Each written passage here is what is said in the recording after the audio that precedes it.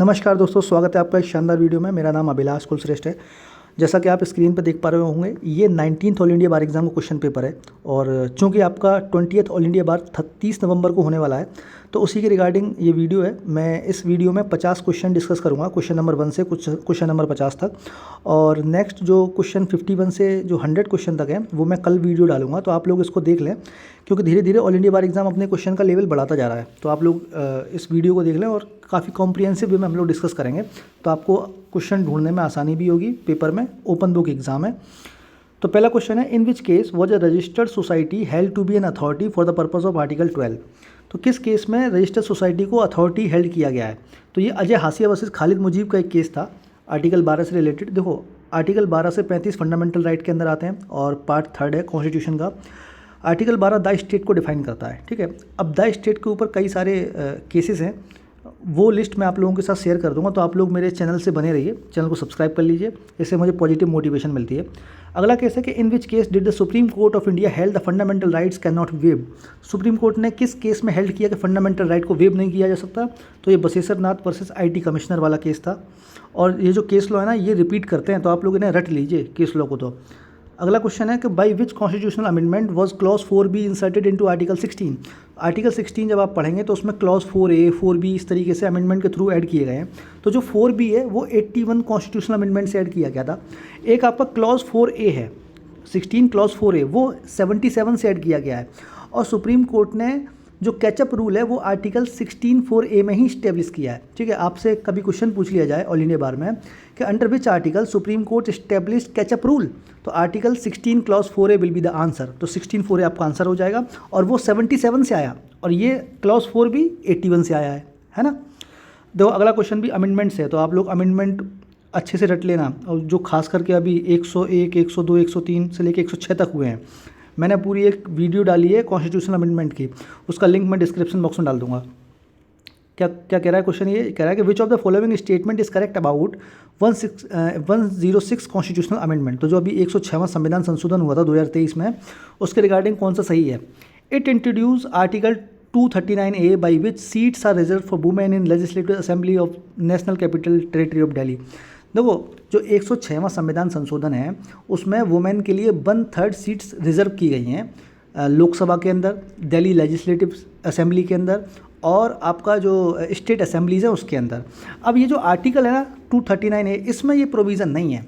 ये जो provision add किया गया 106वें संविधान संशोधन से, 106 कॉन्स्टिट्यूशनल अमेंडमेंट से, ये 239AA के अंदर डाला गया है। किसमें? 239AA। तो ये पहला पॉइंट गलत हो जाता है, ठीक है। तो इसमें 239AA के अंदर ये प्रोविज़न डाला गया कि दिल्ली लेजिस्लेटिव असेंबली में वुमेन के लिए 1/3 रिजर्वेशन रहेगा। अगला प्रोविज़न क्या कह रहा है? अगला पॉइंट है, it introduce article 338 providing for the reservation of seats for women in house of the people. तो जो लोकसभा के अंदर 1/3 सीट रिजर्व की गई हैं वो 330A में की गई हैं। किस में की गई हैं? 330A में। तो ये भी गलत हो गया प्रोविज़न, ठीक है। उसके बाद it also adds article 334A which states that the said amendment will commence after the first census। तो ये भी गलत हो गया, ठीक। उसके बाद 15 साल का पीरियड है कि ये जो अमेंडमेंट आया 15 साल तक फोर्स में रहेगा, फिर उसके बाद आगे बढ़ाया जाएगा इसे, ठीक है। तो ये वाला पॉइंट सही है। ऑल इंडिया बार एग्जाम ने इस क्वेश्चन को डिलीट कर दिया था, क्योंकि इसमें कोई भी ऑप्शन सही नहीं है। कि पहला भी ऑप्शन गलत हो गया, दूसरा भी पॉइंट इसका गलत हो गया, ऑल ऑफ द अब तो वैसे भी गलत हो गया, इसमें भी 1 है, तो ये सारे ही गलत हो गए, तो इसको डिलीट कर दिया था। अब मैं समराइज़ करूँ इस क्वेश्चन को, तो 106 कॉन्स्टिट्यूशनल अमेंडमेंट जो है उसमें वुमेन के लिए रिजर्वेशन किया गया है, 1/3 रिजर्वेशन किया गया है लोकसभा में, जो कि आर्टिकल 330A में 1/3 सीट्स वुमेन के लिए रिजर्व रहेंगी लोकसभा के अंदर। आर्टिकल 332A 332A में 1/3 सीट्स रिजर्व रहेंगी स्टेट असेंबलीज़ के अंदर वुमेन के लिए। और 239AA के अंदर ये प्रोविज़न किया गया है कि दिल्ली असेंबली के अंदर भी वुमेन के लिए 1/3 सीट्स रिजर्व रहेंगी। अगला क्वेश्चन आते हैं, question number 5, the Parliament enacts the Fair Housing Act 2024 which includes the following provision. अब एक फेयरिंग हाउस एक्ट सरकार लेके आई, उसमें क्या प्रोविज़न किए गए? पहला प्रोविज़न है section 3 prohibit discrimination in renting और selling house based on religion, caste और जेंडर। यानी सेक्शन 3 किस चीज़ को प्रोहिबिट करता है? कि आप अपना घर रिलीजन, कास्ट और जेंडर के बेस पे किराए पे नहीं उठाएंगे और बेचेंगे नहीं। सेक्शन 6 पेनल्टी इम्पोज करता है 10,000 रुपये की, अगर कोई डिस्क्रिमिनेशन होता है तो 10,000 रुपये की पेनल्टी लगाई जा सकती है। और सेक्शन 10 जो इसका क्लॉज 3 है वो कह रहा है कि makes it mandatory for landlord to disclose the religious background of all tenants in the previous 10 year, यानी जितने भी मकान मालिक हैं वो अपने पुराने 10 साल के जो किराएदार हैं उनका रिलीजियस बैकग्राउंड डिस्क्लोज करेंगे। तो एक सिटीजन ने इस एक्ट को चैलेंज किया सुप्रीम कोर्ट में। अ सिटीजन चैलेंजेस सेक्शन 10, ये जो सेक्शन 10 है पॉइंट नंबर 3 पे जो लिखा हुआ है, arguing that it violates the right to privacy under article 21 of the constitution. The supreme court declare section 10 unconstitutional but upholds the other provision of the law. यानी जो सेक्शन 3 था supreme Court ने उसको अपहेल्ड किया, section 6 को uphold किया, लेकिन section 10 को उसने अनकॉन्स्टिट्यूशनल कर दिया। तो इसमें कौन सी डॉक्ट्रिन लग रही है? तो डॉक्ट्रिन ऑफ सेवरेबिलिटी लग रही है। ठीक है, देखो ये जो डॉक्ट्रिन्स है ना, doctrine of eclipse, doctrine of severability, ये आती हैं आर्टिकल 13 के अंदर। अब सेवरेबिलिटी का मतलब क्या है? सेवरेबिलिटी का मतलब ये है कि अगर सरकार कोई कानून लेके आती है और उस कानून के अंदर अगर कोई मतलब उस कानून का कोई पार्ट यानी कोई भी हिस्सा अगर अनकॉन्स्टिट्यूशनल है, जो कि फंडामेंटल राइट को एनक्रोच करता है, तो कोर्ट सिर्फ उतने ही हिस्से को जो फंडामेंटल राइट को एनक्रोच कर रहा है उसे अनकॉन्स्टिट्यूशनल डिक्लेयर कर सकती है। ठीक है, तो इसी डॉक्ट्रिन को बोला गया डॉक्ट्रिन ऑफ सेवरेबिलिटी। और ये आपको कहाँ मिलेगी? ये मिलेगी आपको आर्टिकल 13 के अंदर। और जब आप जे.एन. पांडे की बुक पढ़ेंगे तो उसमें आपको ये सारी डॉक्ट्रिन मिल जाएंगी। ठीक, उसके बाद आ जाओ आप question 6, the report of the controller and auditor general of India relating to the account of state. तो जो स्टेट की रिपोर्ट्स होती हैं ना वो किसको सौंपी जाती हैं? गवर्नर को सौंपी जाती है। बहुत इजी क्वेश्चन है। नेक्स्ट क्वेश्चन देखो, डायरेक्ट आर्टिकल से, इसमें ओपन बुक एग्जाम में कुछ नहीं करना है, भारत के संविधान को खोलना है, सारे आर्टिकल देख लेने हैं, आपको आंसर मिल जाएगा। क्या कह रहा है कि which of the following article of the constitution of India declares that the supreme court shall be a court of record. तो आर्टिकल 129 में बताया गया है। ठीक है, अब सुप्रीम कोर्ट के कुछ और आर्टिकल हैं उनको आप याद कर लो। जैसे आर्टिकल 130 में क्या बताया गया कि सुप्रीम कोर्ट की सीट कहाँ होगी। ऐसे ही 131 में क्या बताया गया है, जो सुप्रीम कोर्ट का ओरिजिनल जुरिडिक्शन है उसके बारे में बताया गया है। 132 में एपेलेट जुरिडिक्शन डिस्कस किया गया है। ऐसे ही 133 में एपेलेट जुरिडिक्शन सिविल मैटर पर डिस्कस किया गया है। 134 एपेलेट जुरिडिक्शन क्रिमिनल मैटर पे। 134A उसमें है ना एक सर्टिफिकेट ग्रांट करता है हाई कोर्ट कि आप जाके सुप्रीम कोर्ट में अपील कर सकते हैं। तो इस तरीके के सुप्रीम कोर्ट के कुछ इंपॉर्टेंट आर्टिकल हैं, उसे आप याद कर लो। एक आर्टिकल 136 बहुत इंपॉर्टेंट होता है जिसमें स्पेशल लीव पिटीशन लगती है। ठीक है, SLP 136 में लगती है। अगला क्वेश्चन नंबर 8, मैंने बताया ना, देखो हम लोग बहुत कॉम्प्रिहेंसिव वे में डिस्कस करेंगे, इससे आपको ना काफ़ी फ़ायदा मिलेगा। एक 8 नंबर कह रहा है कि which article deals with the power, privilege and immunities of the parliament and its member. तो कौन सा आर्टिकल डील करता है? आर्टिकल 105। ठीक, question number 8 option B right answer है। Which constitutional amendment act insert the provision of GST। तो किससे आता है GST? 101 से, और ये टाइम था 2017 है, जुलाई 2017। देखो अमेंडमेंट से तीसरा सवाल है, तो आप लोग एक बार देख लेना जाके मेरी जो अमेंडमेंट वाली वीडियो है। अगला क्वेश्चन कह रहा है कि who can initiate impeachment proceeding against the president of India. तो कौन कर सकता है? तो ये तो ईदर हाउस, किसी भी हाउस में आ सकती है इम्पीचमेंट प्रोसेस। आर्टिकल कौन सा पढ़ना है इसमें आपको? आर्टिकल 61। ठीक है, इम्पीचमेंट प्रोसेस किस में बताइए? 61 में। अब देखो ये BNS का क्वेश्चन है, Bharatiya Nyaya Sanhita. Consider force to be criminal force. तो कौन सा फोर्स क्रिमिनल फोर्स कहलाएगा? When it is use intentionally without consent causing injury, fear और एनोयंस, तो उसे हम क्रिमिनल फोर्स बोलेंगे। अब ये क्रिमिनल फोर्स पहले IPC में सेक्शन 350 हुआ करता था। कौन सा हुआ करता था? 350। अभी कौन सा बन गया है? ये बन गया 129 ऑफ BNS। ठीक है, 129। देखो ये क्वेश्चन डायरेक्ट है। क्वेश्चन नंबर 12 पूछा है कि सेक्शन 120 के क्लॉज 1 में कितनी पनिशमेंट है? तो वो 300 रुपये का जुर्माना लगेगा। Shall be punish with the fine of 300 rupees. ठीक है, विच में एक्सटेंड टू 300 रुपीज़। तो ये तो डायरेक्ट ओपन करके आपको क्वेश्चन का आंसर कर देना है। अब देखो ये क्वेश्चन कह रहा है कि according to the provision of Bharatiya Nyaya Sanhita the right of private defence of property extend to voluntary causing of death और of any other harm to the wrong doer in which of the offence. मतलब ये कह रहा है कि अगर जो right of private defence of property है उसमें आप कब किसी की जान ले सकते हो, सामने वाले की। और ये डिस्कस किया गया है BNS के सेक्शन 41 के अंदर, right of private defence of property. ठीक है, तो इसमें कब ले लेगा? देखो रॉबरी अगर कोई करता है तो उसमें आप सामने वाले की जान ले सकते हो। अगर हाउस ब्रेकिंग आफ्टर सनसेट होता है तो भी आप डेथ कर सकते हो, लेकिन थेफ्ट, मिसचीफ और हाउस ट्रेसपास में नहीं कर सकते। इसमें कंडीशन ये है कि थेफ्ट, मिसचीफ और हाउस ट्रेसपास में उस कंडीशन में आप किसी सामने वाले की जान ले सकते हो सेक्शन 41 के अकॉर्डिंग, जब डेथ और grievous hurt will be the consequence, है ना, जब डेथ और ग्रेवियस हर्ट कॉन्सिक्वेंस होगा अगर आप right of private defence use नहीं करते तो उसी कंडीशन में आप सामने वाले की जान ले सकते हो, अदरवाइज नहीं ले सकते। तो इसका आंसर क्या हो गया, ऑप्शन सी इसका राइट आंसर हो गया। ठीक है, तो ये कौन सा सेक्शन था, 41। उसके बाद आ जाओ 14 नंबर पर, Rajesh in a heated argument with Sunil. Rajesh की सुनील के साथ, है ना, गर्मा गर्मी हुई, तो राजेश क्या करता है, strike him with a heavy rod of iron. तो एक उसने भारी रोड से सुनील के बार किया। The blow fracture Sunil arm and is unable to use it for several weeks. तो अब उसका हाथ में फ्रैक्चर हो गया और कई सारे हफ्तों तक वो उसे यूज़ नहीं कर सकता। The medical report confirm that the fracture amount to grievous hurt. तो अब उसे ग्रीवियस हर्ट हुआ है, तो ये किस सेक्शन में हिट करेगा, ये करेगा आपका ये तो कोई आईपीसी का सेक्शन है, तो ये 325 ऑफ आईपीसी में जाएगा। अब आप मुझे ये बताना है आपको कमेंट बॉक्स में कि ग्रीवियस हर्ट का सेक्शन अभी बीएनएस में कौन सा है। ठीक है, अगला क्वेश्चन क्या कह रहा है कि Amit intending to cause the death of Vijay attacks him with a knife. तो अमित है वो विजय की जान लेने के इंटेंशन से उस पर अटैक करता है चाकू से। विजय सस्टेन सिवियर इंजरी, उसको काफ़ी सारी इंजरी होती है, सिवियर इंजरी हो जाती है, तो वो स्पॉट पे मर जाता है। अब इन्वेस्टिगेशन होती है तो ये पता चलता है कि Amit acted with the knowledge that his action were likely to cause death. Investigation में पता चला कि अमित ने जो एक्ट किया उसे नॉलेज थी कि उसके एक्शन से सामने वाले की यानी विजय की जान चली जाएगी, लेकिन इस बात का एविडेंस नहीं मिला कि वहाँ पे उसकी इंटेंशन थी, प्री मेडिटेशन इंटेंशन थी। ठीक, तो यहाँ पे क्या हो जाएगा, ऑप्शन 20 का राइट आंसर हो जाएगा, culpable homicide not amounting to murder, section 304 of IPC. आप लोग कमेंट बॉक्स में ये बताना कि अभी जो नया सेक्शन कौन सा है culpable homicide not amounting to murder का। तो कमेंट बॉक्स में कमेंट किया करो, आप लोग पॉजिटिव रिस्पॉन्स दिया करो मुझे, है ना, तो वीडियो बनाने में और मज़ा आता है।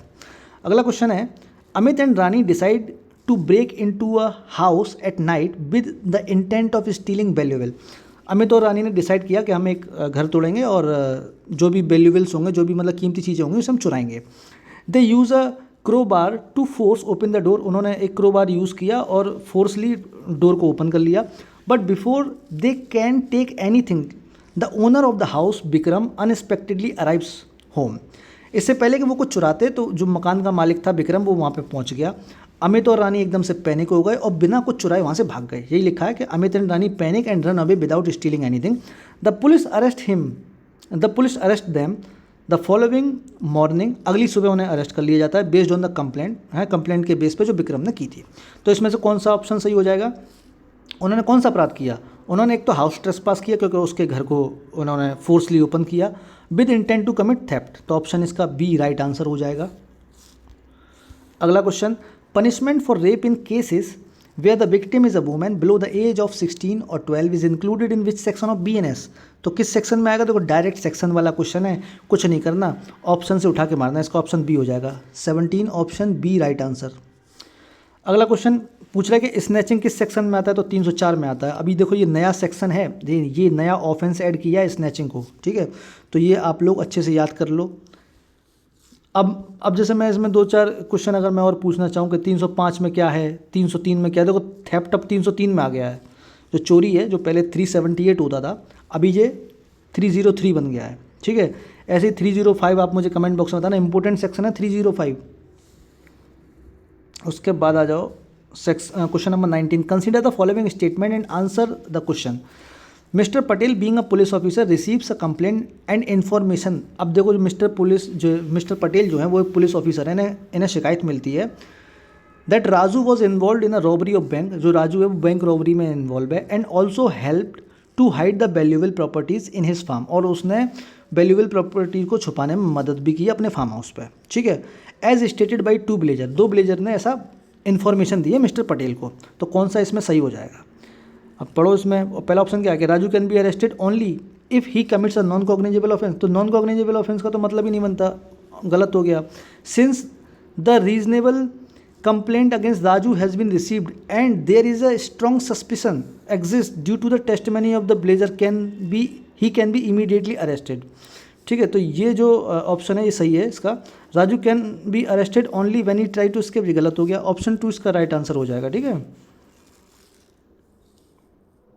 Raju can be arrested so as to prevent, देखो इसमें कई सारे ऑप्शन हैं, इसमें ओनली 1 इसका, only 4 is correct, only 2 is correct, तो इसका 4 भी पढ़ो।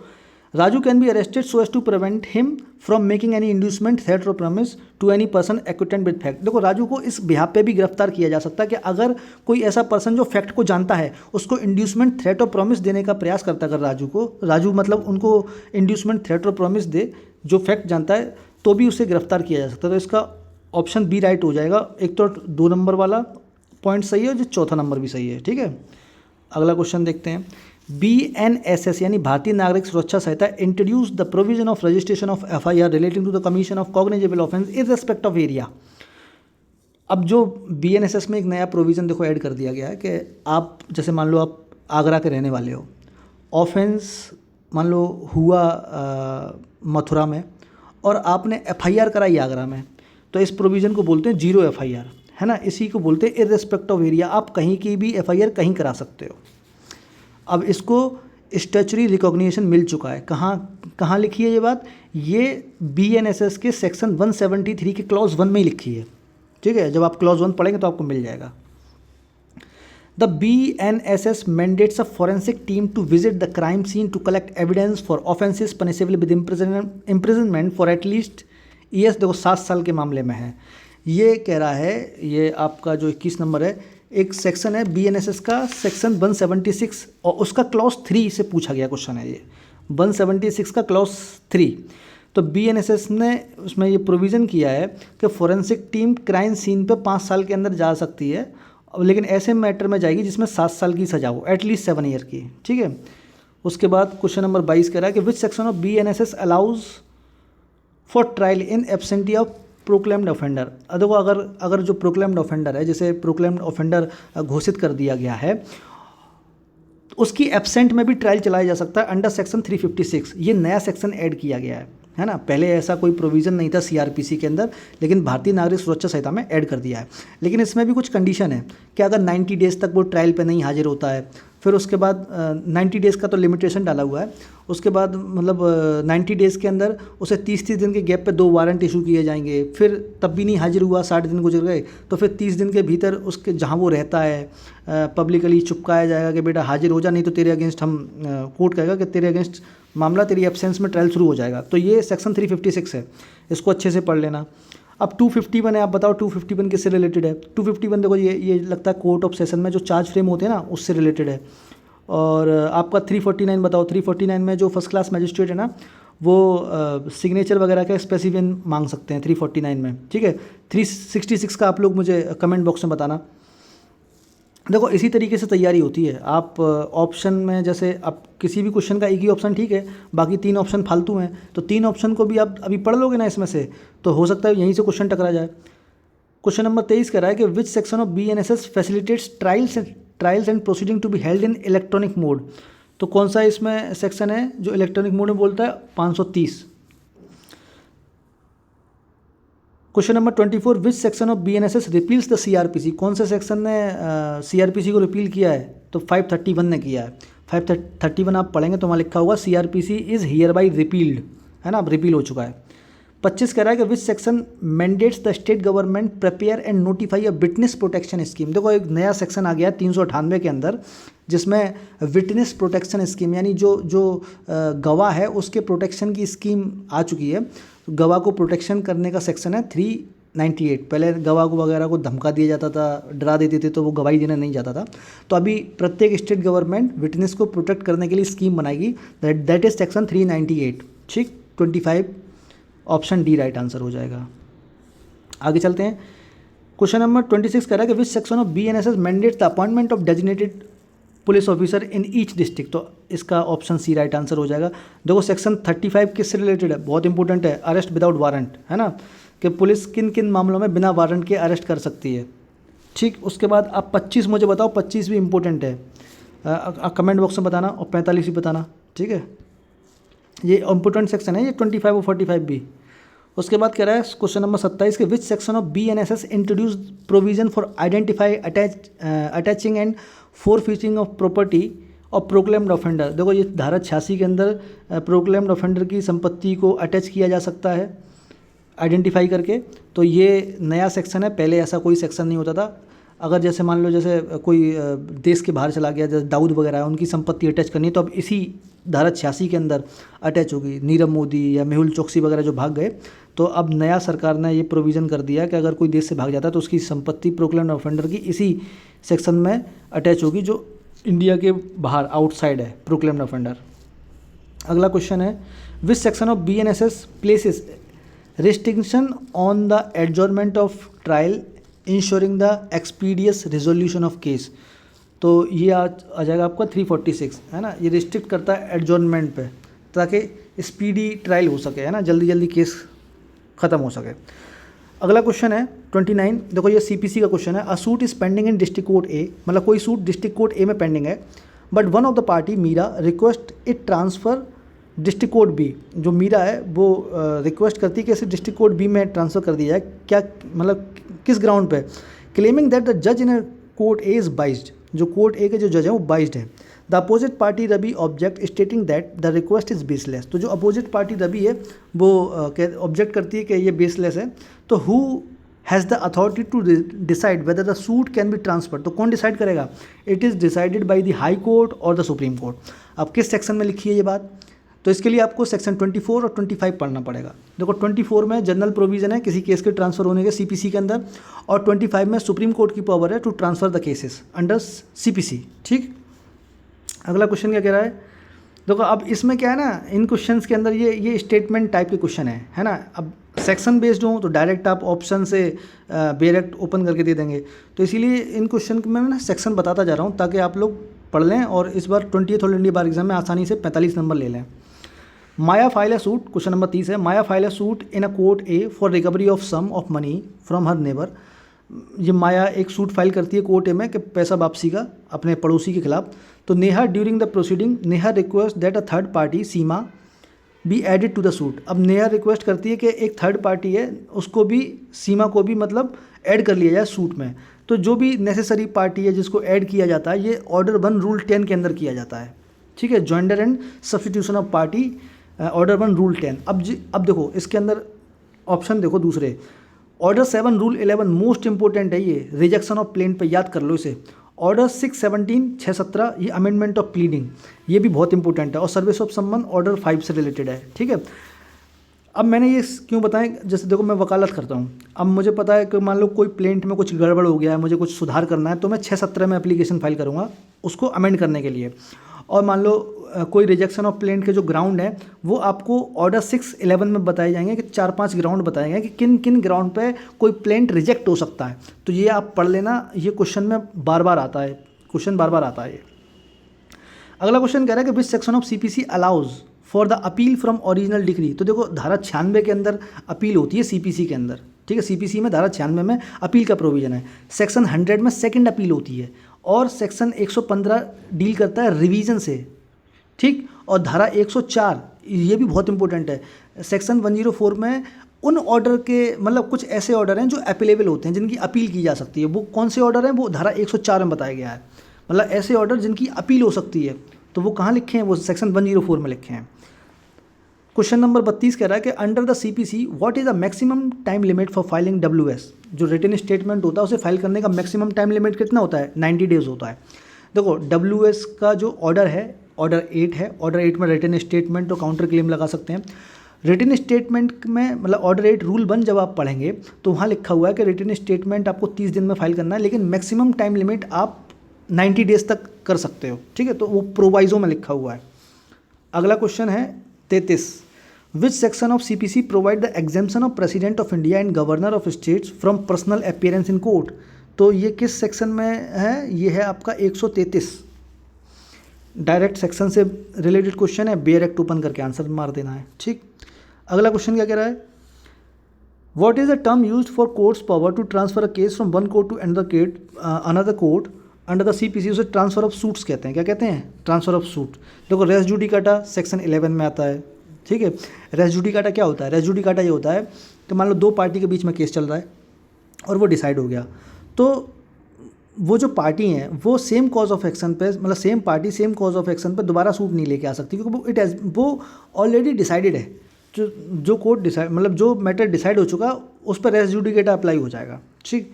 रेफरेंस, तो रेफरेंस किस सेक्शन में आता है? रेफरेंस आता है 113 में, रिव्यू आता है 114 में। ठीक है। ट्रांसफ़र ऑफ सूट्स, तो ये जो एक कोर्ट से दूसरे कोर्ट में ट्रांसफ़र होता है, सूट ट्रांसफ़र, उसे ट्रांसफ़र ऑफ सूट कहते हैं, और ये सेक्शन 24, 25। अब बताओ मुझे समरी सूट्स किस ऑर्डर के अंदर हैं? ये ऑर्डर 37 के अंदर आते हैं। बाकी के जो ऑर्डर हैं आप लोग कमेंट बॉक्स में बताओ किससे रिलेटेड है।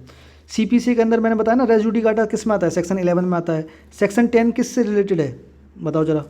सेक्शन 10 में है आपका रेस सब जुडिस, और सेक्शन 9 है सूट्स ऑफ सिविल नेचर। कौन से सूट सिविल नेचर के माने जाएंगे? और सेक्शन 12 आप लोग मुझे कमेंट बॉक्स में बताना सेक्शन 12 किस रिलेटेड है। अब आ जाओ क्वेश्चन नंबर 37 पे। इंटरप्लीडर सूट पूछा है किस सेक्शन में? इंटरप्लीडर सूट आता है सेक्शन 88 में। ठीक है। इसका ऑर्डर बताओ। ये ऑर्डर आता है ऑर्डर नंबर 35 में। ऑर्डर 35 और सेक्शन 88 दोनों इंटरप्लीडर सूट से डील करते हैं।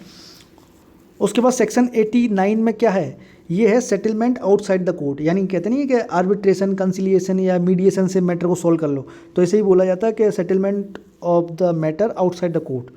सेक्शन 92 आप लोग मुझे कमेंट बॉक्स में बताना, बहुत इंपॉर्टेंट सेक्शन है ये वाला भी। 86 इतना इंपॉर्टेंट नहीं है, लेकिन 92 इंपॉर्टेंट है।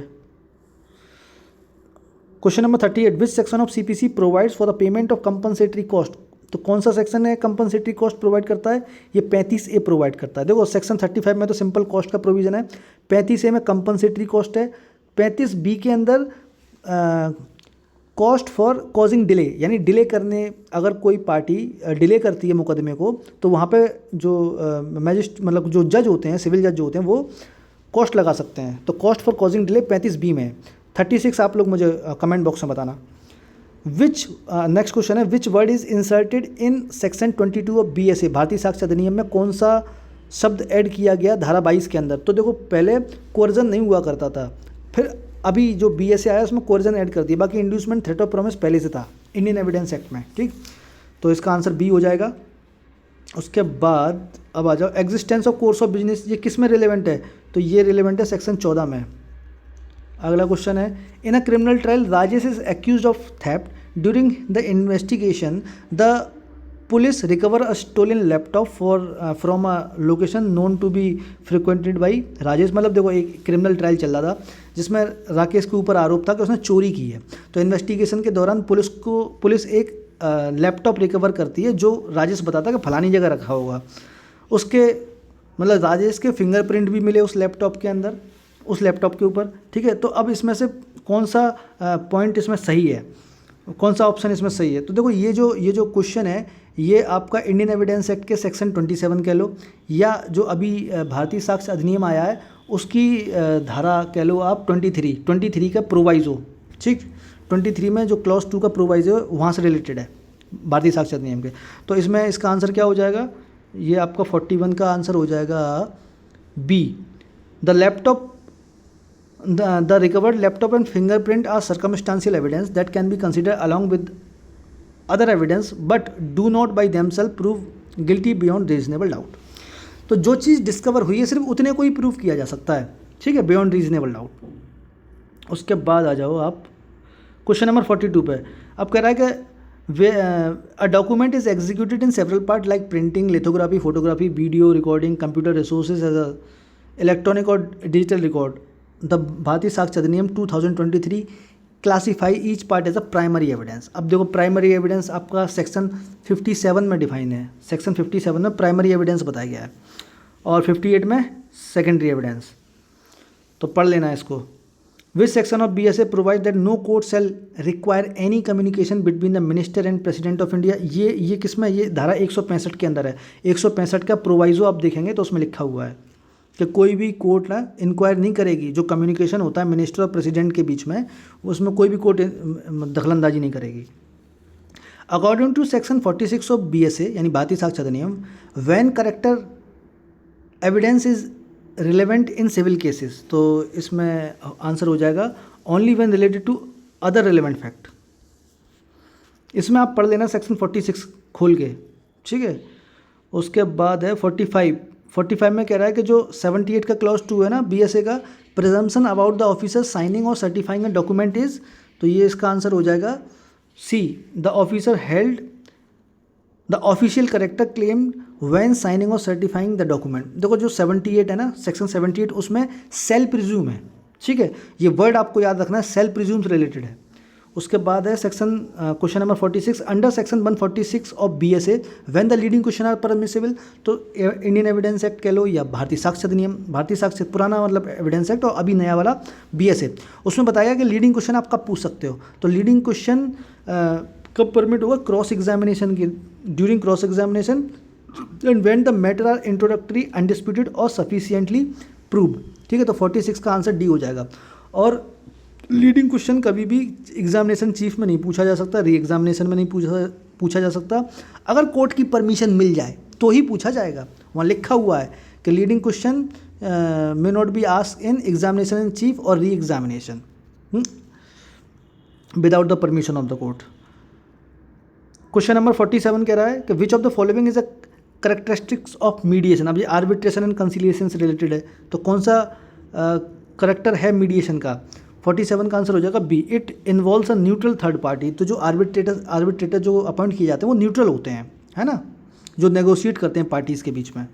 नेक्स्ट क्वेश्चन है, ये भी आर्बिट्रेशन का ही है, ए dispute arises between ABC Limited and XYZ Private Limited regarding a contract that both parties had entered into। मतलब A और ABC और XYZ दो प्राइवेट लिमिटेड कंपनी है, दोनों के बीच में डिस्प्यूट अराइज हो जाता है किसी कॉन्ट्रैक्ट को लेके। और उन्होंने क्या किया, जब उन्होंने कॉन्ट्रैक्ट लिखा था तो उसमें एक क्लॉज डाल दिया था, आर्बिट्रेशन क्लॉज, कि अगर कोई भी डिस्प्यूट अराइज होता है तो हम आर्बिट्रेशन को रेफर करेंगे, सिविल कोर्ट में नहीं जाएंगे। However the party fail to agree on the appointment of an arbitrator. अब जब दोनों के बीच में डिस्प्यूट हुआ तो वो आर्बिट्रेटर को अपॉइंट करने में फेल हो गए। तो इसमें से कौन सा प्रोविजन सही है as per the arbitration and conciliation act, तो इसमें ऑप्शन ए सही हो जाएगा, the court will appoint an arbitrator under section 11 if party fails to agree on one, ठीक है। लेकिन इसमें भी एक छोटा सा पॉइंट ये है, जब आप सेक्शन 11 का क्लॉज 4 पढ़ोगे तो अगर 3 महीने में पार्टी अपना आर्बिट्रेटर अपॉइंट नहीं कर पाती तब कोर्ट इंटरफियर करता है, ठीक है, 3 महीने बाद। नेक्स्ट क्वेश्चन है, विच of the following is not an advantage of using ADR। कौन सा इसमें एडवांटेज नहीं है, तो ये सी नहीं है, it always result in a binding decision. हमेशा बाइंडिंग नहीं होते हैं ये, ठीक है। अगला क्वेश्चन क्या कह रहा है, Kiran and Meera are involve in an arbitration where Kiran was awarded 10 lakh rupees as compensation. तो किरण और मीरा एक आर्बिट्रेशन में इन्वॉल्व है जहाँ पे किरण को मतलब ये अवार्ड किया गया कि वो 10 लाख रुपये एज अ कंपनसेशन उसको मिलेगा, ठीक है, किरण को 10 लाख रुपये एज अ कंपनसेशन मिलेगा। मीरा ने ये रिफ्यूज़ कर दिया कि मैं ये अमाउंट पे नहीं करूँगी। आर्ग्यू क्या कर रही है, that the award was not enforceable because of certain procedural irregularity. ये जो अवार्ड है वो एनफोर्सेबल नहीं होगा क्योंकि इसमें कुछ प्रोसीजरल इरेगुलरिटी है आर्बिट्रेशन प्रोसेस में। तो Kiran decided to approach the court to enforce the arbitral award. अब किरण जाती है कोर्ट में उस आर्बिट्रल अवार्ड को एनफोर्स कराने, तो इसमें कौन सा सही हो जाएगा, इसमें सही हो जाएगा ये ऑप्शन बी। एक मिनट, ऑप्शन बी इसका राइट आंसर हो जाएगा, that section 36 of the act allow for the automatic enforcement of an arbitral award unless set aside by the court. अगर जैसे सेक्शन 34 के अंदर अगर कोई आर्बिट्रल अवार्ड पसंद नहीं है तो आप उसे सेट असाइड कराने के लिए सेक्शन 34 में जा सकते हो। तो अगर सेट असाइड के लिए आप नहीं गए हो और 3 महीने का टाइम बीत गया है तो उस केस के अंदर फिर वो आर्बिट्रल अवार्ड सेट असाइड होगा नहीं और फिर वो एनफोर्स ही होगा सेक्शन 36 के अंदर, ठीक है। और वो ऐसे एनफोर्स होगा जैसे कि मान लो सिविल कोर्ट, मतलब सिविल कोर्ट जैसे एनफोर्स कराता है, ठीक है। तो यही लिखा हुआ है इसमें कि मतलब award shall be enforce in accordance with the provision of CPC, ठीक है। तो दोस्तों इस वीडियो डिस्कशन में बस इतना ही था, और अगले जो मेरी नेक्स्ट वीडियो होगी कल मैं डालूंगा, इसमें सेक्शन 51 से हम लोग आगे डिस्कस करेंगे, ठीक है। क्योंकि BNS, BNSS और BSA के तो अपने क्वेश्चन इसी में कवर हो गए, कॉन्स्टिट्यूशन भी कवर हो गया, और वीडियो देखो 34 मिनट से ज़्यादा की बन गई, 34 मिनट से ज़्यादा की हो गई है। और दोस्तों अगर आपको कोई क्वेश्चन है, कोई क्वेरी है तो आप लोग डायरेक्ट मुझे मेरे इंस्टाग्राम अकाउंट में मैसेज कर सकते हैं, पूछ सकते हैं। और मेरे चैनल को सब्सक्राइब कर लो, इससे पॉजिटिव मोटिवेशन मिलती है, और चैनल से बने रहो। तो इस वीडियो डिस्कशन में बस इतना ही था। Thank you.